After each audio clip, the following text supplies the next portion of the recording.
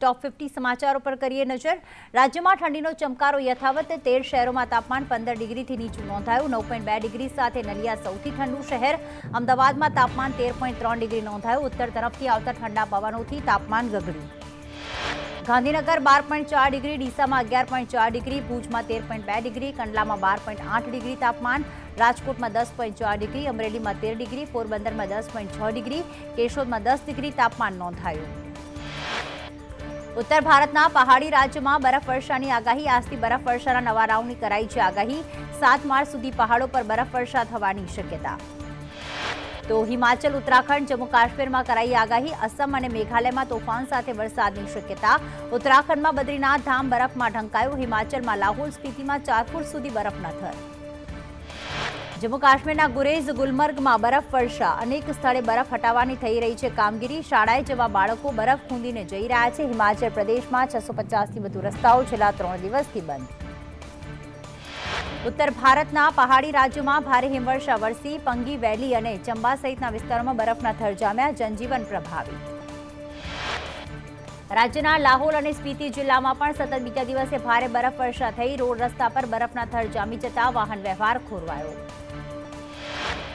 तो सिरमौर और सोलन जिला में स्थिति कपरी बनी। 4 થી 5 फूट सुधी बरफ जामी जता लोकजीवन अस्तव्यस्त थयुं। तंत्रे रस्ता परथी बरफ हटावવાની कामगीरी शरू करी। जम्मू काश्मीर में बरफना वरसाद वच्चे स्नो मार्शल आर्ट ट्रेनिंग केम्पનું आयोजन। ट्रेनिंग केम्प में 20 થી વધુ બાળકોએ લીધો ભાગ। લોકસભાની ચૂંટણી પહેલા ભાજપનો ભરતી મેળો। કોંગ્રેસના 2 પૂર્વ ધારાસભ્યો ભાજપમાં જોડાશે। અર્જુન મોઢવાડિયા અને અમરીશ ડેર ભાજપમાં જોડાશે। બંને નેતાઓએ ગઈકાલે કોંગ્રેસમાંથી રાજીનામું આપ્યું હતું। तो प्रदेश भाजप कार्यालय खाते भाजप अध्यक्ष CR पाटिल खेस पहेरावी करशे स्वागत। सौराष्ट्रमांथी मोटी संख्या में कार्यकर्ताओं भाजप में जोड़ाशे। बंने नेताओने भाजप पेटा चूंटणी लड़ावे तेवी संभावना। विधानसभा में धारासभ्यों की संख्या फरी घटी। हालनी स्थितिए विधानसभा में कुल 177 सभ्यों।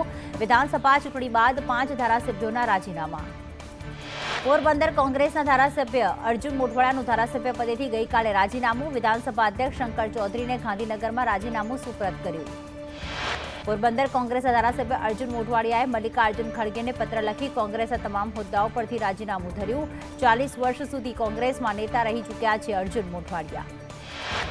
अर्जुन मोढवाडियाए खड़गे ने आपेला राजीनामामां राहुल गांधीना नामनो उल्लेख कर्यो। कह્યું असमમાં જે રીતે રાहुल ગાંધીએ હોબાળો મચાવ્યો હતો તેનાથી કોંગ્રેસ પાર્ટી અને ભારતના નાગરિકોને નુકસાન થયું હતું।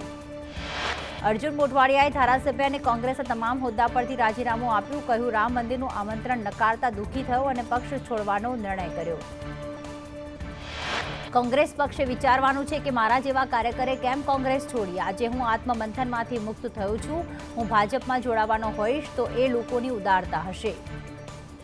મોઢવાડિયાએ કહ્યું કે મને કોઈ ડરાવવા આવ્યું નથી। છેલ્લા ઘણા સમયથી ગૂંગળામણ અનુભવતો હતો। મારે કોઈની સામે ફરિયાદ નથી।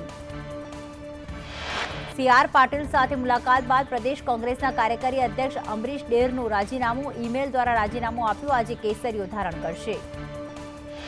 અમરીશ ડેરે કોંગ્રેસમાંથી રાજીનામું આપ્યા બાદ કહ્યું ભગવાન શ્રી રામ પરની આસ્થાને ધ્યાનમાં લઈને કોંગ્રેસ છોડી અને ભાજપમાં જોડાઈ રહ્યો છું।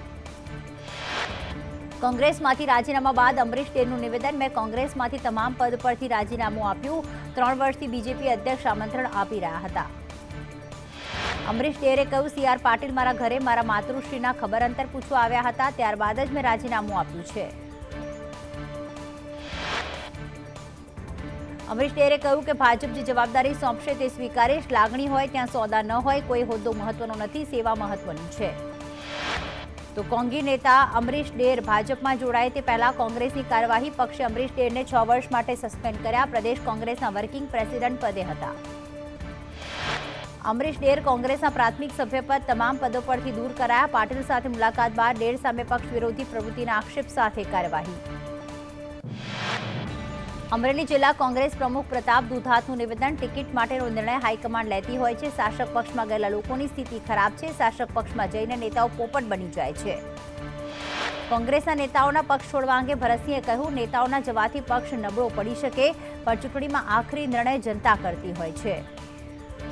કોંગ્રેસ છોડવાની અફવા વચ્ચે ધારાસભ્ય કાંતિ ખરાડીનું નિવેદન સામે આવ્યું। ખરાડીએ કહ્યું કે હું ક્યાંય જવાનો નથી। ભાજપના કાર્યકર્તાઓ ખોટી વાત ફેલાવે છે। ધારાસભ્ય કાંતિ ખરાડીએ કહ્યું કે મારા મતદાતાઓને વિશ્વાસ છે કે હું ક્યાંય નહીં જઉં. કોંગ્રેસે મને આટલું આપ્યું હોય તો મારે પણ વિચારવું પડે. નવસારી જિલ્લામાં કોળી આગેવાન ધર્મેશ પટેલે રાજીનામું આપ્યું. વર્ષ 2019માં સી.આર. પાટીલ સામે લડ્યા હતા ચૂંટણી. મંગળવારે પાટીલની હાજરીમાં ભાજપમાં જોડાશે. તાપીમાં આમ આદમી પાર્ટીને ઝટકો. પ્રદેશ જોઈન્ટ સેક્રેટરી બિપિન ચૌધરીનું રાજીનામું. બિપિન ચૌધરી ભાજપમાં ઘર વાપસી કરે તેવી શક્યતા. 2022માં વ્યારા બેઠક પરથી આપના ઉમેદવાર હતા. ભાવનગરમાં ઇન્ડિયા ગઠબંધનના નેતા અને કાર્યકર્તાઓની બેઠક. આપના ઉમેદવાર ઉમેશ મકવાણાએ અમરીશ ડેરના ભાજપમાં જોડાવા અંગે કહ્યું કે જે કચરો સાફ થયો છે તે બધો ભાજપમાં ગયો. રાહુલ ગાંધીની ભારત જોડો ન્યાય યાત્રા મુદ્દે શક્તિસિંહ ગોહિલનું નિવેદન. કહ્યું ગુજરાતના 7 જિલ્લાઓમાં ન્યાય યાત્રા પ્રવાસ ખેડશે. 7 માર્ચે ભાજપ જોડો ન્યાય યાત્રા 3 વાગે જાલોદ પહોંચશે. કોંગ્રેસ નેતા ભરતસિંહ સોલંકીએ કહ્યું કે લોકસભાની ચૂંટણીના પરિણામો ચમત્કારિક હશે. રાહુલ ગાંધીની ભારત જોડો ન્યાય યાત્રાને લઈને ગુજરાતની જનતામાં ઉત્સાહ. 7 માર્ચે રાહુલ ગાંધીની ન્યાય યાત્રા જાલોદ આવવાની હોવાથી કોંગ્રેસની તૈયારી. જાલોદમાં રાહુલ ગાંધીની ગુજરાતમાં પ્રથમ જાહેર સભા. રાજસ્થાનના બાંસવાડાથી જાલોદમાં યાત્રા પ્રવેશ કરશે. લીંબડી નજીક કંબોઈ ધામમાં રાહુલ ગાંધીનું રાત્રિ રોકાણ. 8 માર્ચે દાહોદ બસ સ્ટેશનથી પદયાત્રા કરશે. દાહોદ બસ સ્ટેશનથી સરદાર પટેલ સર્કલ સુધી કરશે પદયાત્રા. લીંબડી નજીક કંબોઈ ધામમાં રાહુલ ગાંધીનું રાત્રિ રોકાણ. 8 માર્ચે દાહોદ બસ સ્ટેશનથી પદયાત્રા કરશે. સરદાર પટેલ સર્કલ સુધી કરશે પદયાત્રા. મોરબી તાલુકા કોંગ્રેસ પ્રમુખે આપ્યું રાજીનામું. કેડી પરસુંબિયાએ શક્તિસિંહ ગોહિલને મોકલ્યું રાજીનામું. નવનિયુક્ત જિલ્લા કોંગ્રેસ પ્રમુખ સામે કોંગી આગેવાનોની નારાજગી. રાજકોટ લોકસભાના ભાજપના ઉમેદવાર પુરુષોત્તમ રૂપાલા આજે રાજકોટમાં ભાજપના આગેવાનો કાર્યકરો ફટાકડાની આતશબાજી સાથે કરશે સ્વાગત. રૂપાલા આજથી રાજકોટ લોકસભા બેઠક માટે પ્રચાર કરશે. તો મુખ્યમંત્રી ભૂપેન્દ્ર પટેલની અધ્યક્ષતામાં આજે મળશે કેબિનેટની બેઠક. કમોસમી વરસાદ બાદ કૃષિમાં થયેલા નુકસાન પર થશે સમીક્ષા. પીએમ મોદીના ગુજરાત પ્રવાસ પર થશે ચર્ચા. જૂનાગઢમાં શિવરાત્રી મેળાનો આજથી પ્રારંભ. ભવનાથ વિસ્તાર હર હર મહાદેવના નાદથી ગુંજી ઉઠશે. ભવનાથ મંદિરમાં ધજા ચડાવી મેળાનો પ્રારંભ થશે. 8 માર્ચ સુધી ચાલશે શિવરાત્રીનો મેળો. લાખો શ્રદ્ધાળુઓ શિવરાત્રીના મેળામાં ભાગ લેશે. તો કચ્છમાં વધુ એકવાર ભૂકંપનો આંચકો નોંધાયો. રાત્રે 3:04 ભૂકંપનો આંચકો અનુભવાયો. 3.2ની તીવ્રતાનો આંચકો નોંધાયો. દુધઈથી 25 કિલોમીટર દૂર ભૂકંપનું કેન્દ્રબિંદુ નોંધાયું. રાજકોટમાં સર્વેશ્વર ચોકમાં નવું નાળું બનાવવા કવાયત. રાજાશાહી વખતના નાળાનું નવીનીકરણ કરાશે. ગત ઓગસ્ટમાં સ્લેબ તૂટી જતા દુર્ઘટના સર્જાઈ હતી. મહાનગરપાલિકા દ્વારા 3.87 કરોડનું ટેન્ડર બહાર પાડવામાં આવશે. રાજકોટમાં સાંઢિયા પુલ માટે ફરી ટેન્ડર બહાર પડાશે. બ્રિજ જર્જરિત હોવાથી સમારકામ કરવામાં આવશે. 1 સપ્તાહમાં ફરીથી ટેન્ડર પ્રક્રિયા હાથ ધરાશે. સાઉથ આફ્રિકા દેશ બોત્સવાનામાં નવસારીના યુવકે આત્મહત્યા કરી. હેનિલ નાયકે ઘરમાં ગળે ફાંસો લગાવી આત્મહત્યા કરી. 4 વર્ષથી આફ્રિકાના બોત્સવાનામાં નોકરી કરતો હતો. આત્મહત્યા પાછળનું કારણ અકબંધ. વડાપ્રધાન મોદી તેલંગાણાના 2 દિવસના પ્રવાસે. સાંગારેડ્ડી વિસ્તારમાં 62,000 કરોડની અનેક પ્રોજેક્ટ્સનું ઉદ્ઘાટન કરશે. અહીં જાહેર જનતાને પણ સંબોધન કરશે.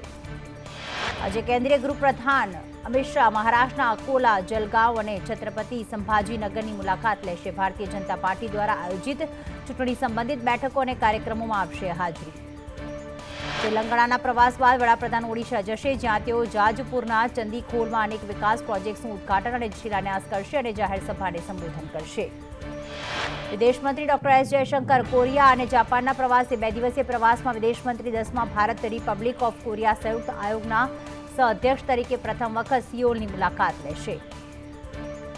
આપના સાંસદ સંજયસિંહની ઈડી દ્વારા ધરપકડ સામે કરેલી અરજી અંગે સુપ્રીમ કોર્ટ કરશે સુનાવણી.